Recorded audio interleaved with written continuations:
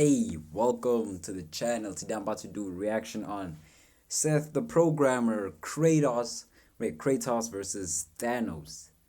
Wow, this is kind of a toughie, bro. This is kind of a they're practically half celestial versus a demigod, which is a half god. Wait, hold up, where's my? Okay, there we go. Half demigod and a half celestial battling it out. So that's where it get tricky. Then again, when we say Thanos, do we mean Thanos with just his swords, or do you mean Thanos including the Infinity Gauntlet? Because if it's just Thanos with swords, I feel like it's just the helicopter shit. I feel like Kratos will win that easily, bro. I've been playing God of War since a youngin'. So I know who I'm repping already. Yes, Thanos is part of Marvel, but I grew up with God of War. So obviously I'm repping Team Kratos right now. So yeah, with that said, Seth better explain it slash break it down to us why. Come on, let's be honest. We all know Kratos gonna win. But then again, if he is the Infinity Gauntlet, I have a feeling, yeah, he would win. No, Thanos would win if he had the Infinity Gauntlet, unless proven otherwise. But like how it is in Death Battle, I'm picking Kratos. How do you pronounce it? I'm not sure. Kratos. It's been a while since I've played it. Yeah, but you get what I mean. Yeah. There we go. Let's just hop into it. If you want more like this, check it on his other channels. Safe. Hello everyone, it is your host, Seththeprogrammer. Today we're going to be talking about Kratos versus Thanos. Now, I hinted at this at the end of my Kratos power scale over a year ago Wow. because of the Infinity Gauntlet If Easter y'all egg, want me to check out that power scaling by Kratos, let me know and I'm gonna do so. also known as the Shattered Gauntlet of Ages, that you could acquire in God of War 4, and ever since I thought it'd be a fun matchup to watch play out anyway. In this video, we'll be going over God of War 4 Kratos versus Thanos from the Marvel Cinematic Universe, like Okay. Infinity War and Endgame, etc. And towards the end, we can even go over Prime Kratos versus Comics Infinity Gauntlet Thanos, although this video will be mainly focused on the newer versions of the characters. That's more like a side bit, and it might even need its own video. Okay. To start things off, we'll go over Thanos first, as I've yet to really talk about him ever in a video. Thanos is a being who is able to outbox Prime Hulk while possibly using no Infinity Stones, destroy Thor near his prime, who would later go on to tank the concentrated energy shot from a neutron star, and even acquired all of the Infinity Stones, with some of them on their own being enough to destroy the 9 realms, as shown with the Reality Stone. Now, the neutron star feat from Thor isn't exactly in the star levels, as destroying a star and taking the amount of energy Okay, the sun releases energy at a mass energy conversion rate of 4.26 million metric tons per second, which produces the equivalent of 38,460 septillion watts. So, well, okay, 3.2 inches, okay, 10 power 26 watts per second. Wow, okay. actually output every few seconds or so. It's totally two different things. And obviously the realms in the MCU are questionable, more like being planets in size, some even being flat as shown in Thor Ragnarok. Please do not debate flat Earth. Oh shit! Yeah, I noticed that Ragnarok was flat. It's kind of, oh really, now you're gonna be like, bro, definitive. Bro, I'm not. I just love talking about this because I love the argument, the back and forth. I really love arguing with people. You can even see in my comments. I would, if, for example, like if I know I lost, I'll be like, fair play, you won. But if, bro, I love arguing, bro. I Obviously live the for that. realms in the MCU are Unless I know I'm questionable, more wrong, like that's when being I'm like, okay, planets in fair enough. size, some even being flat as shown in Thor Ragnarok. Please do not debate flat Earth in the comments. But with the full gauntlet, Thanos wipes out half of all sentient life in the universe. However, this in actuality is nothing compared to his actual plan in Endgame, where he planned to turn everything in the universe back to atoms and recreate it so that they wouldn't seek vengeance for his gift he was giving them like the last time. It's also kind of the Infinity Gauntlet's whole jip to give you absolute power over the universe it was made in, so why would it be a flex though? And the reason I say that is because I've seen some people say, well, Thanos didn't do it, therefore it didn't count, which is overall a pretty redundant statement. The whole point of Thanos saying that was because it was Thanos' actual plan and the plot of the movie, and it's not like Marvel wouldn't be willing to actually follow through with that, and in lore, the Infinity Gauntlet can take down universal entities in the comics and so on. There's just very little reason to deny the statement, but I understand some people like feats more than plot/lore, but for this video, we will be using the fact that he was going to reduce everything to atoms. Bro, I hated Quill after that shit, bro. I hated bro. Unfortunately, in the MCU, there aren't many speed feats in Yeah. terms of combat, which is understandable due to the limitations of cinema. Yeah, However, true. Thanos does have a feat where he rips the surface off of Titan's moon and throws it at the Avengers, with some of the meteors arriving from the Bro. moon to the planet in as little as 3 seconds. Oof. Using Roche limits or normal standards for Okay. moons, you can get this from massively hypersonic to relativistic to light, depending on how much you want to highball or downplay it. As a note, it takes light only 1.2 Of light in a vacuum is 18,000. Okay, wow, okay, 299 kilometers per second. Okay, let me just read out loud. Nothing can travel faster than light in miles per hour. Light speed as well, a lot. About 670,616,629 miles per hour. If you could travel at the speed of light, you could go around the Earth 7.5 times in 1 second. Wow. 2 seconds to go from our moon to Earth, so it's really impossible to say the feat is light speed. I've seen arguments trying to scale Thanos to Hela, Loki, and Ragnarok Thor, in which Hela entered the Bifrost after Loki and Thor to engage in a bit of scuffle with them. It could even throw attacks that outpaced the movement of the Bifrost that was transporting Loki and Thor at. The Bifrost being able to transport things in quick succession over many light years. The only problem with this is that it's a bit of a strange argument. It's almost like saying that if you were to fight someone in a rocket ship, that you'd be as fast as the rocket ship. Nah, you just... And of course, due to some laws of motion, if you were to throw a baseball after stabilizing in the rocket ship, would you be throwing a baseball faster than a rocket ship in your base speed if you weren't on a rocket ship? And the argument just doesn't really stack up exactly. very well, Yeah, it's unfortunately. just... It would work I better. get... Okay, imagine there are glass-like objects embedded in the Bifrost, okay? Maybe if Thor and Loki were reacting to like maybe stagnant objects that were Exactly, like lodged yes. in the Bifrost and weren't moving or something, but it just doesn't work outside of that. Now we'll go over some of Thanos' more special abilities or hacks after I go over Kratos, since that's what we'll be mainly duking them out with. But for now, that's generally what's acceptable for Thanos and in the MCU. I might go over a few more AP arguments later on.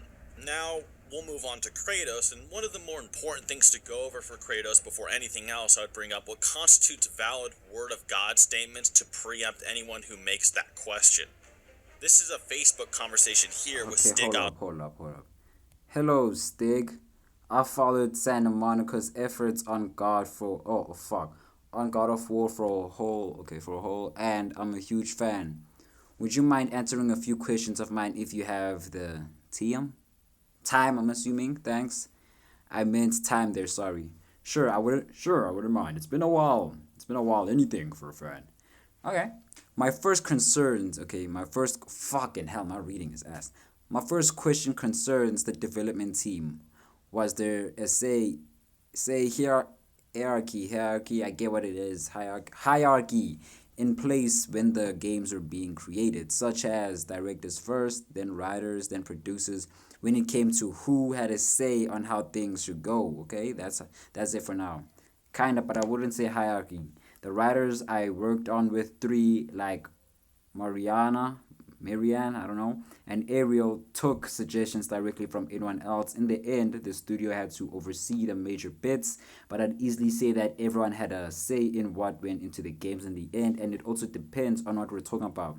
The concepts artists we had on 3, for one, were fully given the liberties to draw what they had in mind for a specific area, and they had a relatively major say on what they felt should make it into the game. Designers similarly so, and etc.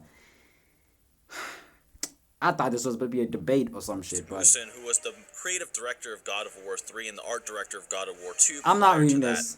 I'm good. In this conversation, Stig says that the writer's concept Hold up. Okay, also it's actually Zeus person, but I'm not reading this, bro. In fact, no, I might. Y'all could just skip ahead. Before the evils were sealed, they affected the course in reality in a major way. Okay, after they sealed, so Zeus really feared himself against Kratos, cutting them and leaving unconscious. Okay. Staff in general all contribute equally to the I'm story. Not read. Okay, now I'm done, valid bro. I'm sources. done. I'm not Every question / Y'all can answer read this. presented here was asked to a developer of the caliber that Stig describes. So every read dev all of these. Fuck. Equally to the story. So there's a question I've been asked before. We left major hints throughout 2 and 3, but the cycle of of the son killing the father was a result of the evils and fear and hatred. Zeus's father Cronus killed his own father because of hatred against him. Zeus defeated and overthrew Cronus because of his hatred and need for vengeance. And now finally Kratos slayed his own father because he's it's a full circle. Okay, full They're all circle. valid sources. Everything come back. I'm not about to do this now. Y'all know J. Cole, bro. Climb back. Every question/answer presented here was asked to a developer of the caliber that Stig describes, so every dev answer posted here has been from a valid source. We can use this to further establish what level of evidence is required to build an accurate scale for Kratos later, and to clear up his more vague and less established lore points that they can only really answer. Another prima facie for Kratos is to go over what is and isn't canon to determine what we can use for him against Thanos. We have director/writer confirmation that so long as material doesn't contradict the game's stories or how they have things set up inside of said game world, that the material is generally acceptable for the lore. Not Longtime really, writer bro. of the series since the beginning, Ariel Lawrence, and the creative director of God of War 3, once again Stig, agree on this. So whatever doesn't directly contradict the game's story or presentation of info is valid. Some examples of this being where the God of War novel doesn't show how Kratos getting the souls of Hades' magic, where the novel said Aphrodite was born from Uranus going balls deep in the ocean, and so forth. So we'll be using some of these resources, most importantly the new God of War 4 novel written by Cory Barlog's father with assistance and oversight from Cory himself. And now that we have went over that, we can go over just exactly how strong Kratos in 4 is. Press circle. We know for a fact that Kratos at least can take blows and face off against Baldur like in their Man of Steel showdown at the very start of the game. Even when he got more serious after losing his immortality curse put on him by the goddess Freya, Kratos and Atreus were still able to put him down. This is interesting because even when Baldur was immortal and didn't even try his absolute hardest in many of his confrontations trying to die, he was still able to put the World Serpent down in only a few surprise blows. The World Serpent, Jormungandr, has actually faced off against Thor twice, and in their first encounter, first being in quotations here because of convolution and time, they clashed and splintered the World Tree, the Yggdrasil. Splintered usually means to break or cause to break into small sharp fragments, and if you search on Google Images splintered trees, it usually comes up with something a little like this. The reason this is so impressive is because, in the words of the goddess Freya, the Yggdrasil is a tree that holds all of creation and that every single strand of it transcends time and space. This includes the 9 realms, which are their own universes/dimensions, with their own time and space/cosmoses. In the God of War 4 novel, it is described that a single branch of the Yggdrasil stretches on for infinity, and that was liked by Cory Barlog later on when it was asked if it was literal or not on Twitter. Now, how exactly the realms scale to the Yggdrasil is up for debate, such as the Yggdrasil mural that displays the realms on it being too vague to determine if it's to scale or not, though it's worth reiterating that it was said that the realms are contained along its branches and boughs, even though its strands alone are above time and space. Regardless, the Yggdrasil itself should encompass infinity, and every single one of its infinite strands transcend time and space. Thor and the World Serpent then splintered the entire thing with their battle. There's also Surtur and Ymir to scale with as well. Back in the day, Ymir was stabbed and killed by Odin, and the battle they had, or whatever confrontation they had, is unknown, but Ymir bled so much that his blood flooded all of creation. The tide was even described as endless by Mimir. Surtur's heat also spawned all of the stars, and that he is the one who brought all heat to the cosmos. Oh, shut. Thor and Odin also battle Surtur and land a mortal blow on him, but in his dying state destroys everything, meaning Thor could battle a being who could end all of existence, including the Yggdrasil and the realm between realms, which is an even larger infinity engulfing the Yggdrasil, yet stalemated the World Serpent who Baldur could harm. Usually when people hear this, they like to downplay God of War by saying things like, the story isn't supposed to be literal and blah blah blah. Wow. And this is not at all how the authors of the series view these things. It's really... But this is a whole true poetic type of ish, bro. You have to respect this from the story standpoint, bro. This is just a masterpiece, bro.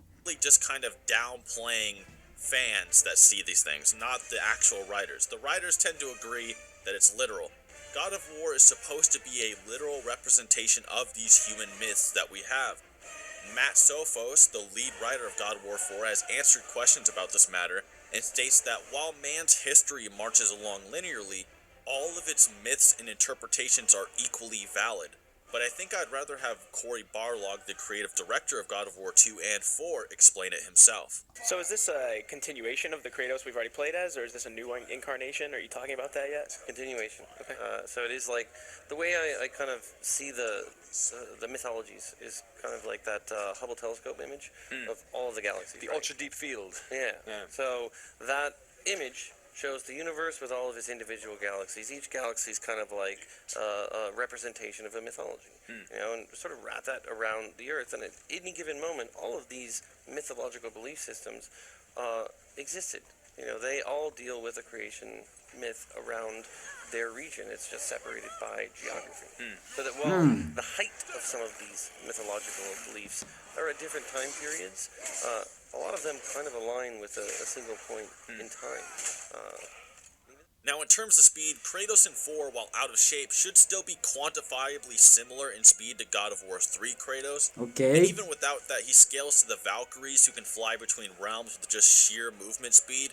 These realms are stretched along the infinite Yggdrasil, with every strand surpassing time and space again, in which time moves differently as well in all realms, such as how time passes extremely slowly in Helheim compared to Midgard. Okay. If you use God of War 3 scaling, Kratos should scale to Hermes, who transports all souls to the underworld, delivers all dreams to people sleeping, and can canonically dodge the light of Helios' head point blank. The light of Helios is the same light that would be able to light up the entire underworld, which is described as infinite and immeasurable on several occasions, and even having Thanos is fast. I mean, Kratos is fast, but then again, bro, comic book people are just heavily OP, bro. How much you wanna bet that, bro? Anyone that was in the Avengers or that's currently in the Avengers in the MCU or was part of the Avengers, at some point in the comics they became some sort of celestial or a god at some point, bro. Visible sea of stars Cosmic in its Spider, background and many challenge Iron arenas. Man, Captain America, for One sure. of the Sisters of Fate in World the God Breaker of War Hulk. 2 novel also sent out a mental projection of herself that was described as having infinite speed. This was done very casually on her part, and Kratos was able to outright fight two Sisters of Fate at the same time, including the one who did this feat. You can also take the scaling back even further to God of War Ascension, which takes place mere months after Kratos accidentally killed his first wife and daughter, let alone his new God of War 4. Kratos was at his absolute weakest here by game chronology, and yet he scales above the warriors of Zeus who can temporarily dash at light speeds. Taking it further, Ascension Kratos even scales above the time-manipulating conjoined twins Pollux and Castor, who themselves Bro, Thanos, who? Get the fuck out of here, Thanos. Who you scaling, above bro? the warriors of Zeus. Now, Kratos was a bit mouthier than Thanos' part, but obviously there's a few more complications to go over than Thanos. Thanos is pretty blatant. You watch the two movies, you pretty much know everything about him. Kratos, you got some novels, you have to talk to the authors. He's got a lot more to take offer, in. yeah. So, now let's go comic books, out man. of the way now, we can go over exactly what would happen if Kratos and Thanos did have to fight. Now, for one, there's a blatant speed issue for Thanos. Thanos, even if you highballed his movie feature getting relativistic speeds unless you took the Hela scuffle completely out of context, whereas Kratos has numerous statements and encounters against beings that require infinite speed and lore, even downplaying these encounters to light speed, such as Zeus's warriors using the essence of Hyperion, the Valkyries traveling between universes, or Helios' light only being light speed, which it's not, would put Kratos' absolute low end a massive portion above Thanos' higher balled scaling. There's also the issue of power. That's what I'm saying, bro. Thanos, who? That's what I'm saying, like, yeah, no, fuck, bro, you can't involve the comics because which story are you gonna pick? It's not consistent with each other, bro. The Gauntlet can turn everything in the universe into atoms. Kratos has to deal with beings that are going to end the existence of numerous higher infinities, usually casually, such as Search are going to erase all of existence on his deathbed, Ymir's guts spilling out of his body being able to flood all of creation, and so forth. There's simply not enough to go off of for Thanos, especially considering that Thanos is only going to reduce everything in the universe to atoms. rather than destroy the actual universe and its space-time. Oof. So even if you wanked Thanos and just said he was going to destroy the whole universe itself, not just everything in it, it still wouldn't be enough to actually deal with Kratos remotely. Get out. The fact that Kratos could easily blitz and rip Thanos' head or arm clean off before Thanos could even blink in theory. Some at this point would get pretty desperate and try to scale Thanos to MCU Dormammu. Dormammu, bro. Dormammu kinda OP. I've never heard of Dormammu until I watched Doctor Strange. Then I was like, yo, Galactus, who? But, let's carry on. Dormammu, who is a being with infinite power in the MCU guidebooks that plans to fuse all universes and dimensions into his dark dimension by saying that Thanos is the strongest being in the universe. However, even if this was granted, in the universe would not include Dormammu, who exists outside of the universe Infinity War took place in. Even if you scaled Thanos to Dormammu, Kratos would still have better feats than MCU Dormammu, as well as hacks that vastly outshine MCU Thanos, who show nothing even remotely. What? Even if you scaled Thanos to Dormammu, Kratos would still have better feats than MCU Dormammu. Better feats than MCU Dormammu. Dormammu, we didn't really see him do much except, nearly take over a universe, but... what? Kratos can't... Kratos would body... MCU people, I can believe, but comic books, I would really doubt that. Well as hacks that vastly outshine MCU Thanos, who show nothing even remotely as effective as his comic counterpart. The only real grantable thing to Thanos is that he possibly has better resistance to time loops like what Doctor Strange did. However, that's not really a strength feat, it's more so a hacks resistance that Dormammu doesn't have. It should also be noted that Dormammu was casually obliterating Doctor Strange for thousands of times over, while him and Thanos kind of had a pitched battle.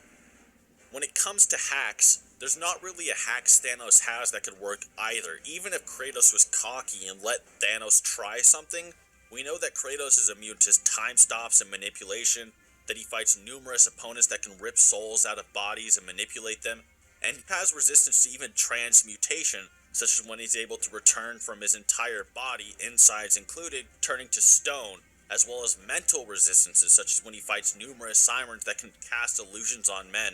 And that's not even to go over his more detailed hacks, which would mainly be from 3, but in this case he doesn't even really need most of his hacks. It should also be noted that with the power of hope that Kratos kept a tiny portion of deep down after the events of 3, as stated by Corey on the Kinda Funny Gamecast special God of War spoiler cast, which can actually damage and destroy concepts themselves, such as the concept of fear at the end of 3. All in all, it's a stomp, and no, Thanos with his Dark Souls twin blade isn't really doing any better. That version of... Bro, put respect on your Dark Souls twin blade, bro. Wow, bro, I didn't really know Thanos was this weak. Well, MCU Thanos, but no shock, but I'm still I'm waiting for him to pull out the comic book card out of his ass and be like, well, if we're talking comic books, right, that's what I'm just waiting for. Thanos was mainly tangling with many out-of-shape Avengers and some of the newer cast, but overall didn't show any new feats to use against Kratos that actually really changed the result. If anything, it would make it harder, because the best thing Thanos has going for him is hacks. Ooh. Now, if we used Prime Kratos, Prime God of War 3 Kratos, all his equipment, and comics Thanos, the battle is far more pitched. That's what I'm saying. This will be different. Why does dude low-key look like, what's his name? Dude from, Dragon Ball Super, innit?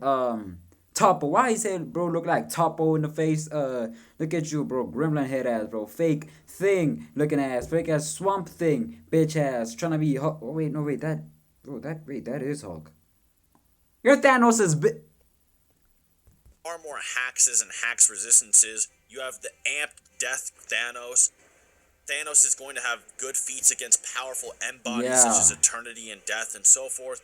But unfortunately, that would easily double, if not triple, the length of this video, which is already too long as it is. So if you guys are interested, we can go full balls to the wall with Kratos' best hacks and choice against Comics Infinity Gauntlet Thanos. So just let me know. And other than that, I hope you guys enjoyed. Be sure to subscribe and hit that. Okay, got you. So, clearly, the video is over. So yes, if there is a part two, I might just check it out just because Prime Thanos versus comic book Thanos. That's the debate. That's the one I actually gotta see because this one, if you're talking about MCU Thanos, bro, you even saw from the jump. I was like, bro, Kratos, fucking got this in the bag, bro. GOW gang, nigga, we catch nothing but dubs in this bit, bruh. Fuck, my ball gone. But shit, yeah, bro, that's been Seth the Programmer for you, bro. If you like the reaction, let me know which other video to check out. And I saw there was another one, God of War. No, it was Kratos versus Thanos. Even though didn't he already fight Thor in his universe he fought Thor. But if we're talking MCU Thanos, Kratos is still winning. But if we're talking comic book, like I said, he already got, but I'm sure like in the comic book he was like super gagash gone or some shit, bro. Cause comic book this fucking Cosmic Spider, God Batman, bro. Everyone's a god at that point. So yeah, like, comment, share, subscribe. Let me know which other video to check out. And with that said, I'ma see y'all later, bro.